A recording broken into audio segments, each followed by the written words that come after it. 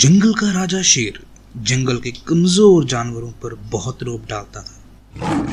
बला का मगरूर था, अक्सर गीदड़ों बंदरों को जमा करता, उनके दरमियान बड़े तकब्बुर से चलता और गर्दन अकड़ा के कहता, मैं जंगल का राजा हूं, है कोई मेरे जैसा?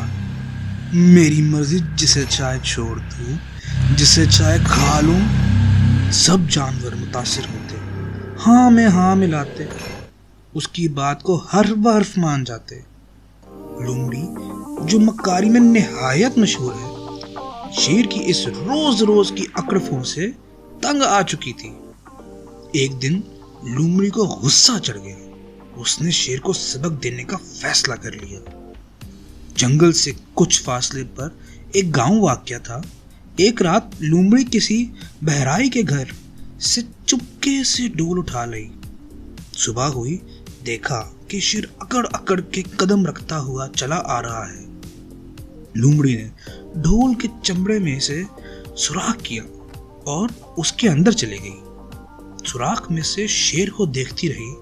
अब शेर जिधर जाता, लोमड़ी भी ढोल लगा के उसके पीछे पीछे चली जाती। ढोल ना हुआ कि धू हो गया।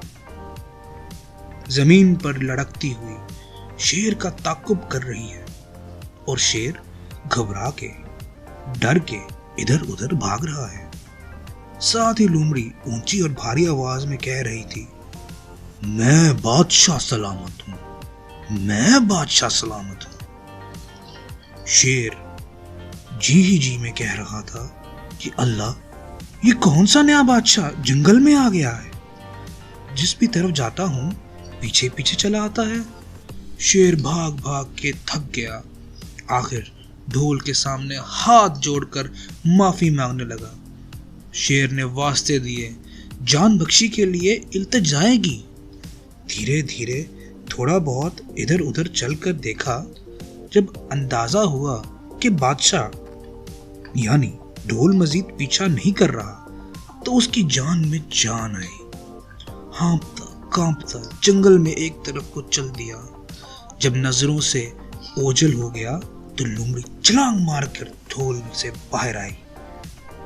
कई जानवर झाड़ियों में छुपे या दरख्तों पर बैठे ये सारा तमाशा देख रहे थे। लोमड़ी सबसे हंसी मजाक करने लगी कि देखा आज शेर को कैसे बेवकूफ बनाया। जंगल के जानवर भी लोमड़ी के हाथों शेर की दुर्गत बने पर बाग बाग हुए जाते थे। अगली रात लोमड़ी किसी और बहराई के घर से एक ढोल और उठा लाई। सुबह हुई तो उसे जंगल के चालाक बंदरों के हवाले कर दिया।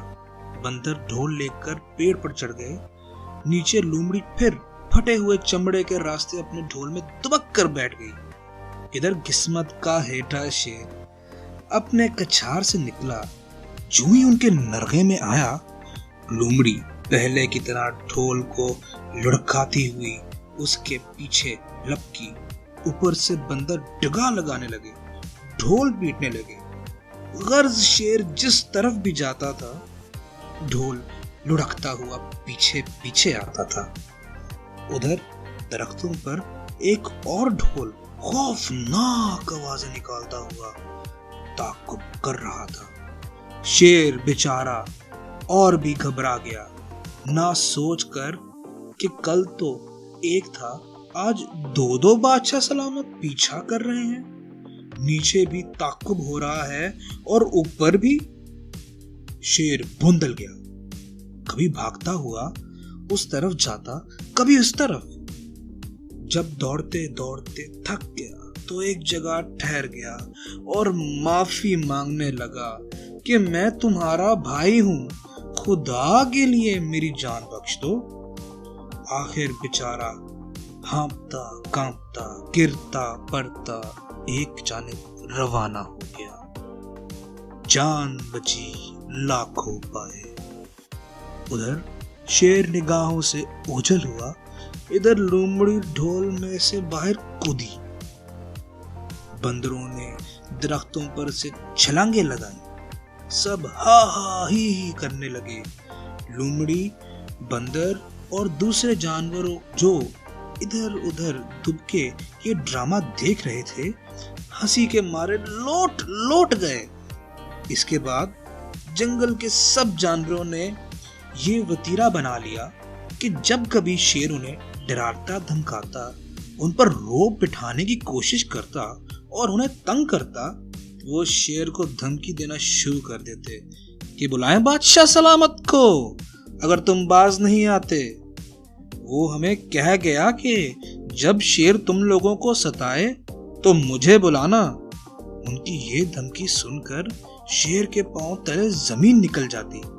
वो घबरा के कहता कि खुदा के लिए उस बादशाह सलामत को ना बुलाना, तुम जो कहोगे मैं करूंगा। इस लोक कहानी से हमें ये सबक मिलता है कि तकब्बुर करने वाले के साथ कभी अच्छा नहीं होता। अगर आप में इत्तेफाक और भाईचारा हो तो चाहे दुनिया की कोई भी ताकत आपके खिलाफ खड़ी हो जाए, आप उसको मात दे सकते हैं।